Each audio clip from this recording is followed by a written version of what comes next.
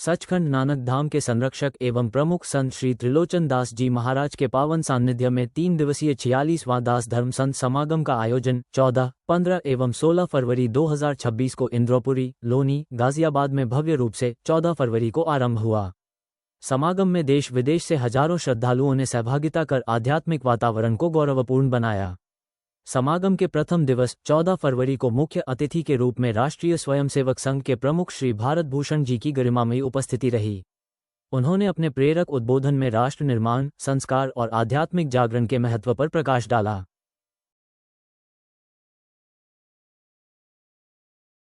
चाहिए पूरे विश्व में लड़ाइयाँ झगड़े, ये जो कुछ हो रहा है छुप कर क्या हो रहा है क्या नहीं हो रहा, कभी चीन आती है, कभी कोई आता है, कभी कोई आता है हमको तंग करने के लिए, कोई ना कोई हमारे देशवासियों का कभी कोई टैरिफ लगा रहा है, कोई कुछ कर रहा है, कभी सोना ऊपर जा रहा है, कभी चांदी, बेचारे गरीब लोगों को तंग कर रहे हो, तो ये तंग ना हो, इसी कारण से ये यज्ञ और ये समागम चलते रहते हैं कि सब मिलकर प्रार्थना करो कि प्रभु शांति दो, शांति दो, शांति दो, शांति दो, शांति दो, शांति दो, शांति स्थापित करो भगवान जी, और हर व्यक्ति की कृपा करो, हर व्यक्ति खुशियों में रहे, सुख में रहे, आनंद में, परिवार में आनंद में रहे, उसका परिवार खुशियों से बढ़ता रहे, बढ़ता रहे, बढ़ता रहे, यही चाहते हैं सब।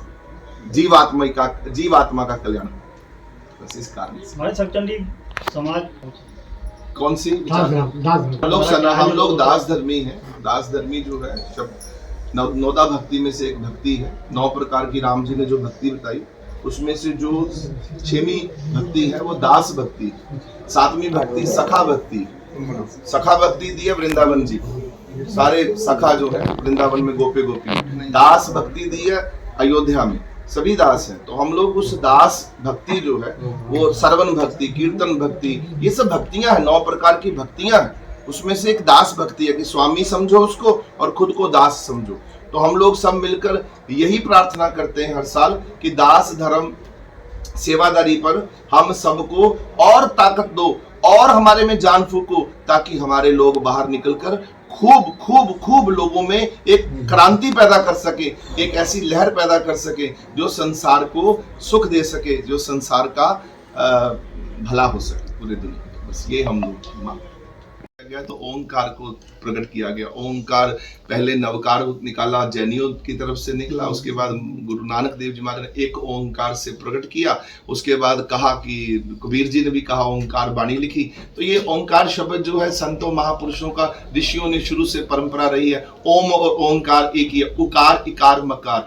तो उकार इकार मकार का अर्थ होता है कि आप जन्म देते हो, आप ही रोटी देते हो, आप ही मृत्यु देते हो, अर्थात उ आ मा। ओम का ओम भी इसी तरह उच्चारण होता है, ओम।